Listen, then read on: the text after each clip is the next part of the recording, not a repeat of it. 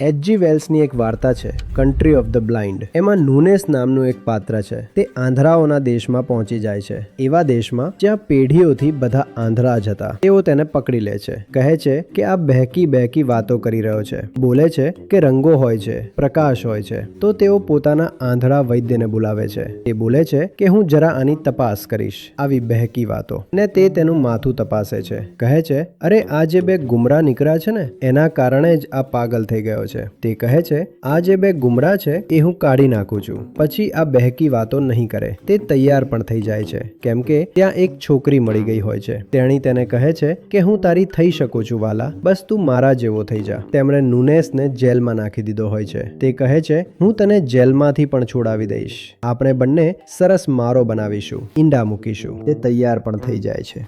સવારમાં જાગે છે. આજે તેની શસ્ત્રક્રિયા થવાની છે, પણ સવારે જાગીને તે બહાર જુએ છે. ત્યાં પતંગિયા નાચી રહ્યા હોય છે અને આકાશમાં મેઘધનુષ ખીલેલું હોય છે. કંઈક તેને થઈ જાય છે, જાણે કુદરતે કોઈ સંદેશ આપી દીધો. તે કોઈ રીતે પોતાનો દરવાજો ખોલાવે છે અને પછી જોરથી ભાગે છે, ભાગતો જ જાય છે. તે દેશમાંથી બહાર નીકળી જાય છે. આ બહુ ખોટી કહેવત છે કે આંધળાઓમાં કાણો રાજા. ના, આંધળાઓની વચ્ચે તો આંધળો જ રાજા હશે. આંધળાઓની વચ્ચે જો કોઈ દેખતો પહોંચી ગયો તો તેની એક આંખ પણ કાઢી નાખવામાં આવશે.